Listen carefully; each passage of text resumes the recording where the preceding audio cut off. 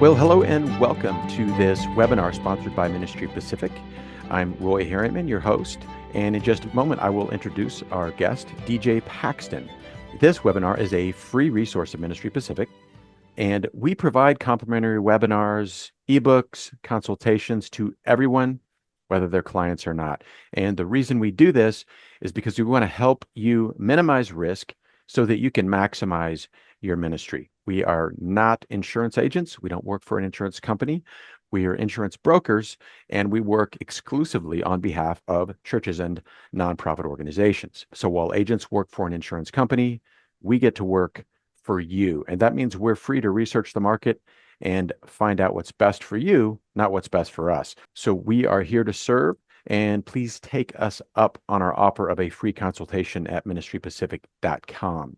DJ Paxton is the founder and CEO of The Learning Factory and Compass Abuse Prevention Services. They are innovators in online training and compliance education. DJ has more than 20 years of experience creating interactive learning systems for nonprofits, faith-based organization, and educational institutions. DJ, welcome. Thank you, Roy. It's nice to be here and chance to talk.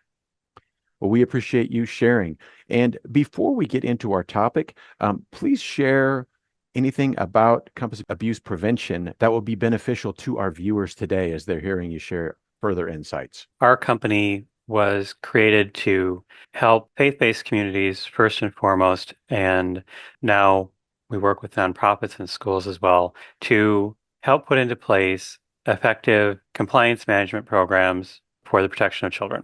We've been doing this for almost 20 years and have worked with thousands of churches and nonprofits and schools and trained hundreds of thousands of people. We've seen a lot of what our clients go through. And today we're going to share some of the things that we've learned over the years, which hopefully you can implement in your churches.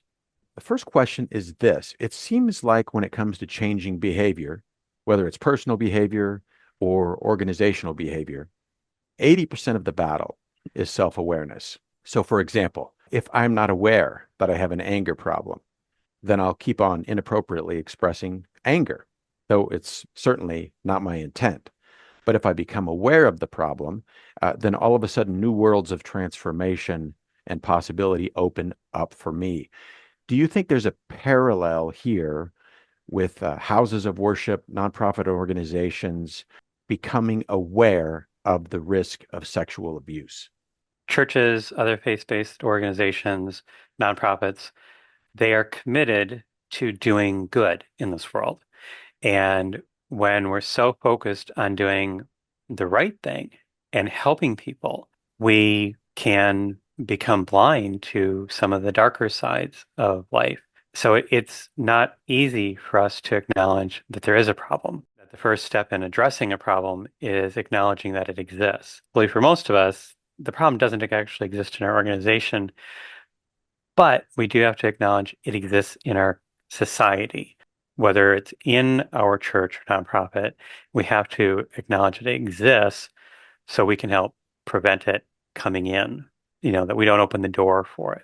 Houses of worship, youth leagues, organizations like this, they're public-facing organizations. There are few barriers to entry. I don't think we'd want it any other way, but then that ultimately can lead to a higher incidence of risk for us. So what risks specifically do organizations need to be aware of? As you said, faith-based organizations and nonprofits are open to the public. And just kind of as an overview before we get into the specific challenges and issues related to our organizations, just want to give you an overview of what we're going to talk about today. Now, we're going to talk about why child abuse protection matters. That's getting to the acknowledging that we have a problem. We're going to then delve further into that, understanding it, before we get into how do we create the safe environments within our organizations, regardless of the type, to keep children safe and protect our organization as well. Because one important thing that we often forget, we're so focused on our mission, we forget that we also have to protect our organization so we can continue to implement that mission. Let's talk about why child abuse matters. It's everywhere. Child abuse affects literally everyone. No one is immune. It is a human condition, regardless of a person's faith or no faith, their ethnic background, their geographic, their national background, their socioeconomic groups. It's everywhere. And because of that, no organization is immune. It happens in the inner city, it happens in suburbia, it happens in rural areas. It doesn't matter where we are within our country or any country in the world. This is something that happens. As organization leaders, we have to take steps to help the children, but also protect our organization. We can't fight what we don't admit exists. I want to talk about the reality of child abuse. There are various research studies, but they all seem to come down to the statistic that 1 in 7 children will experience child abuse before they turn 18. Some research indicates that that number may be as high as 1 in 4. That means 3 to 7 children in every classroom or youth group of 20 to 30 children is or will be a victim of abuse in their childhood. What may be surprising to hear is that rates of child abuse can actually be higher in faith-based communities. Now, this appears counterintuitive as people of faith aspire to a high moral behavior code. However, faith-based communities also have a high level of trust for members of their community, and because of that, often lower their guard. Child predators know this, and they take advantage of a faith community's trusting nature combined with lax or no child abuse prevention programming to groom adults and children in their effort to abuse children. That's one of the topics in our training programs, is that people often don't realize child abuse happens differently. Predators groom the adults around the children so they can get access to the children. Over the years, it struck me that virtually everyone I meet, that when we meet someone and they learn what we do, they tell us about how they or someone close to them was abused as a child. It's odd that so many people know someone who was abused, but don't think this is a problem. I suspect it's because we all know a person and we don't know all of the persons. So in our world, we think it's weird. It's one person. But in reality, it's a whole bunch of one people or one persons who've been impacted. The other thing we often don't see, unless we're really close to the person who's been abused, is the impact of the abuse. Now, the focus of this conversation is about child sexual abuse in an organization, and that is different than abuse that often happens in a home with family members. Regardless of which type of abuse or how it happens, the impacts are devastating. I've listed here the general topics, general ways that an individual is abused and how it impacts them over their life, impacts their physical health, whether it's found that people who are sexually abused as children have higher incidences of chronic diseases. Their brain development can be severely impacted.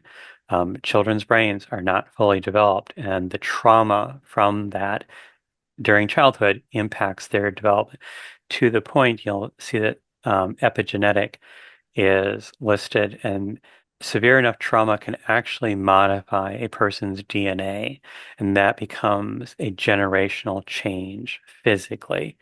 Obviously, social and or behavior and mental health issues happen, cases of depression, attachment issues, other impacts that lead individuals to high-risk behaviors, whether it's criminal activities, drug abuse, etc. And all of these negative impacts on the individual victim play out to their family, to their community, to the society, resulting in, while it seems like a strange topic to add to it, but the economic impacts as well. Research has indicated from the National Institutes of Health that the lifetime impact financially on one person is $831,000. Over our entire economy, they estimate a negative financial impact of between $428 billion to $2 trillion on the U.S. economy due to increased healthcare, mental health, dealing with crime, and the other wave effects that come from this. It's an issue for our society, and we in our organizations have a chance to impact that. People don't realize that 90% of children that are abused know their abuser, whether that's someone in their local, in their family, in their social circle, their church, their school, their community, online. If they meet someone, it might be a stranger for you and I. We might think of them as strangers, but a child thinks of them as a trusted member of their community. Most abusers aren't caught. A big misconception that we'll address a little bit later as well is that background checks only tell your organization if someone's been caught. If the person's never been caught, and the child may never report the abuse, and if people don't know what to look for, they won't report that person or even report a suspicion of abuse. That person doesn't get caught. So a person can abuse and move on and from organization to organization. There's a famous quote, which I did a little more digging on because I've used it over the years. Why do bank robbers rob banks? Because that's where the money is. The person who is credited with saying this, Willie Sutton, actually denied saying it, although he acknowledged, of course, it's common sense. With that logic, and it doesn't take a lot to extend from this, that's why child abusers go to youth-serving organizations like churches and nonprofits because that's where the children are and that's where they get access. They are very sophisticated in grooming the organizations, and an organization that's not prepared can let that person in. The simple takeaway is your churches, your nonprofits, your houses of worship are targets for predators. They're seeking your organizations out. And if your organization isn't taking proactive action to stop them, they're going to come to your organization because they know they can. An unprepared organization faces probably a lot more than I've listed here. As Roy asked earlier, what are the risks to churches? If an allegation, let alone an actual case happens, your church is going to suffer reputational harm, or could, if it's not doing everything possible to try and prevent it. I've known people who have left their church or stopped volunteering or working with an organization because of the organization's inability to take action.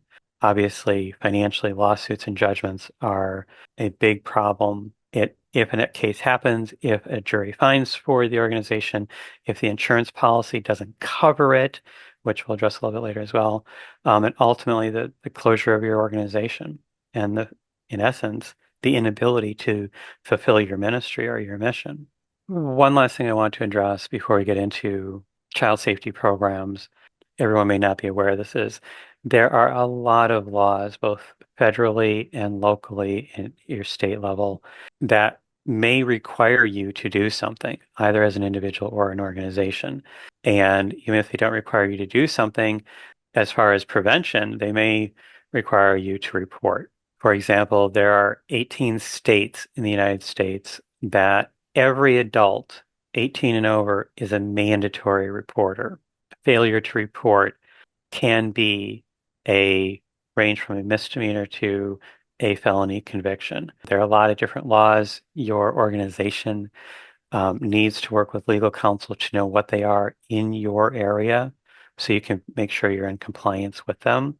Besides doing something for the right reason to protect children and safeguard your ministry, there are also legal reasons that you need to address, whether it's mandatory reporting, mandatory background screening. You see employer retaliation. Your people need to know that if there's an allegation in your organization, whether it be of an employee or a volunteer, your people need to know they are protected to take the right action and report. I'm not sure if you're going to address this as your presentation continues. If so, we can certainly wait. One thing that you said that was intriguing to me was you talked about grooming, and I tend to think of grooming in terms of when you think about a predator and an individual, but you use the phrase grooming your organization. I would love to hear more about what that might mean. Well, I'll give you an example of a real life situation that happened Not at one of our clients, but I had a conversation with someone who implements these kind of programs for their churches. And in one of their churches, they had an individual come in, an adult, who wanted to volunteer, but he wanted to have nothing to do with children. He just wanted to volunteer in the church and help vulnerable adults. Just, whatever they needed, he wanted to be there to help in that side of the ministry. Well, the church at that time had a policy that, oh, if you're just working with adults and you're not working with kids, we don't have to do any of that stuff we're going to talk about, background checks and training and other things. You could just come in and volunteer. So this individual came in and started working at the church, volunteering. And he was such a great guy. He was there whenever anyone needed him. No matter what they needed, what they wanted done, he did it. He could be trusted. He was relied upon. And then one day, one of the Sunday school teachers couldn't make it. And they said, "Hey, buddy, you're always here. You're such a great guy. Could you fill in for this teacher?" And he did. And everyone's like, "That's great. Look at that. He can work with kids too." And he continued to work with kids. And he avoided everything that even this church who had put up some barriers, he got around them. And suddenly he was so known. He had been working there for so long. He now had access to kids. And he went on to have victims, child victims, but he got around. One of the things that shocks me is the patience and long-term dedication of these predators to groom the adults, the organization, the parents, the community for such a long time in order to get access to children. Now, the internet's making it easier. They can find other ways, but they're also still doing this. They're still doing this in person. And so that's an example where the organization was groomed. The predator's goal was to become trusted. And once he was trusted, then he had access. And that was his goal, to get access. That is a horrific example, but it's exactly the kind of information we need to hear. So thank you for helping enlightening us and helping us to see that ways that people can circumvent the system. We've laid the groundwork that your organization, your church needs to do something. So let's talk about the best practices we've seen over the last 18, 20 years that are involved helping to protect children. There are a dozen or so different things to be done, but they all fall into four primary categories. Before doing anything, there have to be policies. The organization has to know what it needs to address and determine how it's going to do so. Now, there isn't enough time in this webinar to go into any great detail in any of this. A lot of these could be independent webinars of their own, but you have to have in place parameters and requirements and policies on how to address this. I've labeled the second one due diligence. Everyone thinks about background screening, but it's more than background screening. But it is part of your due diligence to make sure that you've done what you can to ensure that the people in your ministry are eligible to be in it, both for your policies as well as any applicable laws. Third and critical element, admittedly, a bit of a bias for me, is training. We'll get into why that's so important when we get to in that section of the presentation. And then the risk management, which is the nuts and bolts dealing with insurance and compliance and tracking and reporting and auditing and all that kind of stuff. Like anything, right? Your finances are audited, you have to track them, you have to record them, you have to do the same thing for compliance. Every organization is different. Some are small, some are large, some have multiple locations. Who you serve may vary a little bit. At the end of the day, most all of this needs to be implemented in some form or fashion, depending on what's right for your organization. So let's start with policies. I listed an independent child protection board. In this case, it's in the center, the independent oversight. It's not necessarily a board, but it's a group of people, whether it's a subcommittee of your board of directors, but it's an independent group of people who help put together policies, procedures, who are responsible for enforcement of those within the organization. Ideally, they're independent in that they don't report to someone, that they have the authority to do what's needed. Because one of the things I've seen over the years is that well-intentioned boards or well-intentioned leadership don't take the necessary action, and that leads to problems. There's someone who's responsible for this that's separate from them who can take that action. It makes it easier. Policies need to be developed. I'm not going to list all what the policies should be, but there are basic standards. I'm sure, as Roy said, Ministry Pacific and definitely Compass Abuse Prevention Services are here to help from consulting. We do free consulting with our clients to develop programs. We're not going to tell you specifically every little bit of your policy.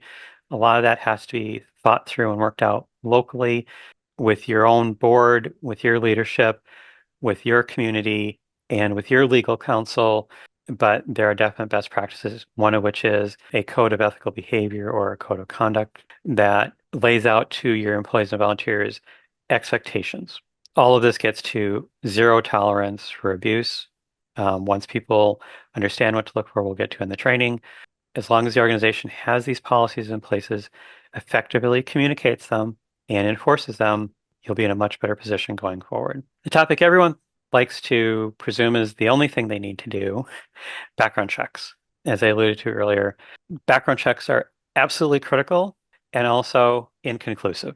Unless a background check comes back with what we refer to as a red flag, some sort of conviction for abuse or something that would be concerning, the background check, it may vary, maybe 75, 85, 95% of the background checks come back with nothing on them. The things that come back that might be a concern would be a DUI. Well, that doesn't mean that the person's a bad person and can't work or volunteer. It just means you can't let them drive. You have to set criteria. You have to communicate to everyone you're doing background checks, what you're going to be checking, that it's mandatory for everyone. You'll notice on my slide, implement your policy consistent with no exceptions. That means the chaired board, the pastor, the business office manager, whoever it is, they get background checked too. And they get background checked at the same frequency that everyone else gets background checked. You should also do reference checks. As employers know, they're not always valuable, but sometimes they are. Sometimes you'll learn something. One of the best practices, depending on your state, if your state doesn't do a fingerprint background check, which would be the ideal, but also the most expensive, is to continually redo background checks, or to sign up for a service where you're continually updated if something were to happen. While all elements of an effective child abuse prevention program are important, and I've already admitted, training is my bias. Training is super critical to ultimately creating a culture of zero tolerance. You don't create the culture instantly. Your board can come out and say, we don't tolerate child abuse in our organization. We're not going to let any bad people in. You can say that, but like anything, like volunteering becomes a part of your church's culture, constantly encouraging people to come and participate and be active, whether they're volunteering or just participating in your organization's activities. Training helps cement that the organization is committed to people knowing what to look for and what to do if, God forbid, they see something that needs to be addressed. Everyone involved on the adult side, I say adult, all adults need to be involved in training, volunteers, staff, board members, even vendors and contractors if they're having direct contact with children. We're not talking about the plumber that comes in to do a repair on a one-time or rare few time situation, but we're talking if your organization brings in someone who helps facilitate, say, Sunday school or some other program on a regular basis, so they have continuing ongoing contact with the children. Training needs to be mandatory for everyone. You should do it every year. Now, I know people will squawk about that, but the reality is training sessions tend to be around an hour, hour and a half, long enough that people learn something of value, short enough that they stay engaged. That's not a lot to ask for an hour a year to have someone learn important information, because they're probably not going to remember it all the first time. Hopefully they'll remember. Hopefully your training program, I hope our training programs work. They appear to. that people do remember, but they're not going to remember everything because they're busy. They have lives. This is not their primary focus. They're not social workers necessarily, or doctors, or members of law enforcement who have much more extensive training in this area. Even if they do, you need to make them go through your training to be consistent. You want to train on preventing, recognizing, and reporting of child abuse. A lot goes into that. That's why it takes at least an hour to train, especially today. When we got started 18 years ago, human trafficking was not a topic. Today, virtually all of our clients do training on human trafficking because it is now another form of abuse, and it's very common, more common than you would think. And of course, you have to teach your people what your organization's policies are, what your procedures are, how to report. I'll give you a tip. Best practice for reporting is not to report to your organization first. Your people should report to civil authorities. That gives your organization some cover if the call was made to Child Protective Services, 911, law enforcement. If they know first, they're going to run the investigation. Not that you aren't going to possibly run a parallel investigation in your organization, but you have an outside organization that gives you independence, and so there can't be accusations of cover up and such. At least hopefully those things don't happen. And we also suggest, and this depends on your organization and the nature of your organization, churches, schools, nonprofits that have regular ongoing contact with children and families, the same children and families, like you're seeing them monthly, weekly, whatever the case may be, should consider implementing a program for children as well as parents. While children are not responsible for keeping themselves from being abused, very important. It's not their responsibility. At the same time, why wouldn't we teach them how to say no, how to know what proper behavior from adults is or other people? So there are age-appropriate topics that can be taught to children. Our programs start at age 4 and go through high school, and they obviously increase in complexity and sophistication of content, but there are things that can be taught. We encourage parents to participate in the children's education program, although not as the facilitators, but just to know what their children are learning. They too should know what's going on. Parent education is different. First of all, most parents don't work or volunteer. Many do, but not most of them. So a parent needs to learn about child abuse, what it is, how to recognize the signs within their children. Obviously, that will teach them also about other children, but they need to understand, and then they need to know what to do if, God forbid, they suspect that their child's been abused, how to react to their child, if their child comes to them, how to go to the organization, if they go to the organization for help, what the organization is going to do, etc. You may have a ministry where that just doesn't apply. I have a number of churches where they really don't have a youth program because they have an older community, but there are plenty of organizations that do. Of course, there's also organizations like museums where, children come all the time, but they're never interacting with the staff or volunteers, for more than a one-time incident, if you will, or event. We talked about this a little bit before, but these are things we hear from people when we're talking about putting into place a program. Abuse doesn't happen in my church. It never has. It never will. We're good people. We know everyone. Why do we have to background check? I've known so-and-so for 20 years, all my life. They're good. They're good people. Or I know that family. So anyone from that family is good. We don't really know. When we really think about it, we really don't know people. And then there's consistency, which is going to be important for your insurance and your risk management that we have to do something about. Risk management. The last big area is risk management. As we discussed, your finances are tracked. You have to file all the right paperwork. You have to keep your books. You have to do the same thing with your child abuse prevention programs. That's what program compliance is.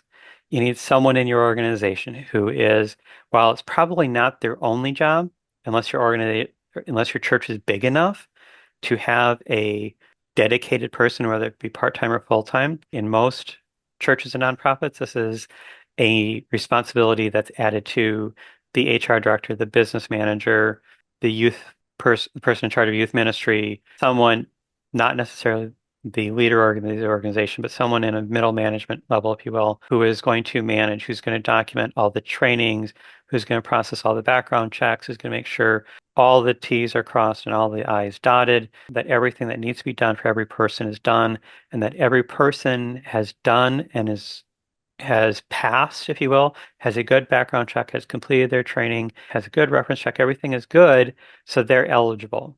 And if they haven't, make sure, or if they fall out of compliance, if their background check expires or they didn't do the renewal training, make sure that they get back into compliance. As you said, this is something often that is offloaded onto someone who is already overwhelmed.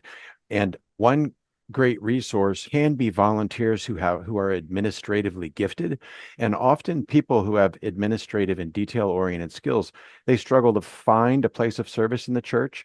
Yes, But something like this, where that's very analytical and detail is required, this could be an excellent opportunity for someone like that. Yeah. exactly. Yeah, it's very common in our baseline of churches that this is a volunteer position. It could be someone who's a project manager, an accountant, an auditor, or a retired person who had those kind of skills, or a lawyer even who has the time. Actually, one of our clients retired from being a business analyst, if you will, and ended up and doing this kind of work, and then ended up being hired by their organization as a full-time position. They're a great resource to handle this and a very meaningful way for them to use their skills.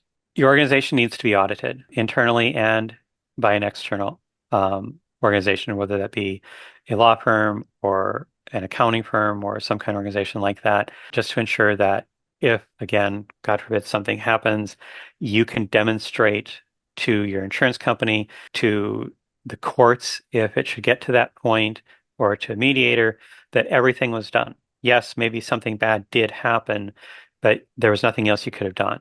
You had everything in place. You had the two-person rule. You had everyone background checked. Everyone cleared background checks. Everyone did their training.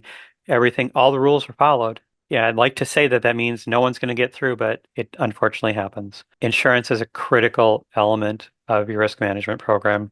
You have to have it. One of the key things you need to know is you have to comply with it. Work with your company like Ministry Pacific and their resources and such to find the right coverage unique to your ministry, to your organization, your state, your environment, things you're doing. And then, like anything, like who hasn't had something go wrong with their car, take their car in while they think it's under warranty, and they come back and say, nope, we don't cover it because you didn't do your oil changes every 3 months or whatever was a requirement. Okay. The reality is insurance companies have those requirements too. It's not a bad thing. Like any contract, we have to comply with it. The final thing that a lot of people don't think about is victim assistance. This isn't necessarily a person in your organization, but it's good to find a local therapist or organization who works with victims. So if something happens, you have a means of connecting the victim to a resource who can help them get the resources they need to heal. In a faith-based community, that may include pastoral resources. But one of the things I've learned working with thousands of churches over the years is that churches, when it comes to pastoral, leave that up to the individual. The last person they may want help from is someone within their own church. They may want pastoral help, they may need pastoral help, but they may not want it from the church where they became a victim. Don't be offended. They want healing, but your outside resources, the victim assistance person, is probably the best one to help coordinate them getting that. As I said before, implement your policies with no exceptions. It helps you in general, but it also helps if, God forbid, there's an accusation or a lawsuit. Back to the misconceptions. I don't think any of these will probably surprise anyone. Non-Protestant churches don't have resources. It's that if I had a nickel every time someone said I don't have money, but it can be found. And it isn't necessarily expensive to do these things. Screening will discourage volunteers. I was always surprised when I hear that one. If someone isn't willing to submit, you're not necessarily doing you're not necessarily doing a credit check. You might choose to do a credit check because someone's working with money. Generally, our clients do criminal background checks. sex offender registry checks, not financial checks. The cost of not doing something, obviously, the cost to the victim and their families, the trauma they're going to experience, the lifetime impact it's going to undoubtedly have on them. Organizationally, you're going to have a damaged reputation. Trust in your organization will go down, or can, depending on how you respond to it. Financially, legal fees. I had someone who once told me he was the risk manager for a very large church organization, and we were talking about doing a program, and he said he knows the phone number of a specific lawyer who's always calling to file a lawsuit because they had a number of them over the years. He said when he sees that phone number on the caller ID, he goes, $50,000. That's how much we're going to spend when I pick up that phone or call that person back. Because we're going to have to get our lawyers involved to deal with whatever that person's calling me about. And if we don't go to court, if we don't even have a settlement because we find that it's a false allegation or we have nothing to do with it, it's still going to cost us $50,000. That's a lot of money. Ultimately, anything that bad happens, it takes you away from your ministry. Like taking care of ourselves in our personal health, prevention is less costly than dealing with the consequences. That being said, next steps, if your organization is not currently doing something, there are steps you can take, starting with assessing where you're at. It may be painful, it may be difficult to walk through, but you can take a look knowing the things you need to be looking at, knowing that there are resources out there like Ministry Pacific and Compass to help you, in addition to your legal counsel, essentially do a gap analysis. Where are we? What do we have? Great. We already have some things in place. What are we missing? Let's get those and come to a place where we get the whole program in place. Once you know what you want to do and what you're going to do or what you need to do that you're not doing, put in place. If you're not doing your background screening, get that started immediately. Do your training program. Some of this you can do without necessarily having everything all formalized and in place. Doctor says I shouldn't drink coffee. I can stop drinking coffee if I haven't started doing all the other things I need to do. I can do that. I can make that change. Work on getting your documentation and reporting systems in place. And I can't emphasize enough communicating to your people. Your leadership needs to be actively engaged in communicating your church, your organization's commitment to keeping children safe. There are multiple times in a year. April is Child Abuse Prevention Awareness Month. January is Human Trafficking Awareness Month. There are different times of the year that your pastor or leader can stand up and do a sermon or a speech or a newsletter or a blog post or a something to reach as many people as possible and communicate how seriously you take it, what you're doing about it, and tell people that you're there to help. Even if the abuse doesn't happen in your organization, you can still connect people to know what to do about it. At the end of the day, your organization can make a bigger difference than you might realize. Because even if it doesn't happen in your organization, someone who's trained in your program, who's gone through your program, might learn of something that happened to someone else. And then they can make that report. And that can change a child's life. With that, on your screen right now is just a summary of what we do at Compass. Different ways for us to connect. You can scan that QR code to make an appointment with me to talk about your organization, where you're at, what you would like to do, how we might be able to help, if that's appropriate. Our website is listed as well as our email address if you want to reach out. Anyone who would like, if you send an email to us referencing this presentation, we will set you up with access to an online course that talks about in more detail the things we've gone over today. Diana asks, I'm looking for some free training. Any suggestions? I appreciate the need to conserve resources, but sometimes, the saying is you get what you pay for. Any thoughts on this, DJ? I've seen organizations go to their sheriff's department, some local social services organization, to do an in-person training that may be appropriate for Diane's organization, and it may be available in her area. I caution that there are, from a compliance perspective, in-person seminars are a bit of a challenge. One of the reasons we're so focused on why 99.9% of the tens of thousands of people we train every year do their training online is because it can be documented and we can assess whether or not the person understood the content because they have to pass a quiz. They have to agree to our client's code of conduct and policies. Online is also convenient. When you do an in-person training, we've noticed organizations start to let people volunteer and work before their training and background check is done. When everything is done online, you can get that done before they're eligible to actually work or volunteer because you can have documentation, background check is done, it came back clean, training is done, it's documented, I have proof of it, I can show that if needed. Not that you shouldn't do in-person sessions. I'm not saying that there isn't a reason for it, and they can be valuable. Far more difficult to document. At best, it's an attendance sheet, which may or may not be accurate. There isn't necessarily any assessment and documentation. This is just cautions. An in-person session could be a great supplement as maybe an alternative means of communication, but the baseline is the training that's documentable and requires some response from the person. I think that's excellent. Adrian says, we have several marriage and family therapists, I'm assuming intercongregation, who are mandated reporters. Can they somehow be a resource? Absolutely. They could be people who facilitate your training. I would make sure that just because they're mandatory reporters doesn't necessarily mean that they've been trained in child abuse recognition and reporting. We have a separate business where we teach K-12 teachers across the country, and every state mandates that a teacher in the classroom is a mandatory reporter of abuse. You'd be surprised that a lot of states don't actually provide training to teachers on what child abuse is and how to recognize it and how to report it. They just tell them, you're a mandatory reporter. So if your family and marriage therapists are trained and know and are interested, they absolutely can be a resource. You can also do what I think is the ultimate best training. You combine online, have people do an online training so they get the baseline understanding, and then have like your therapist do a facilitated session for those people who want more.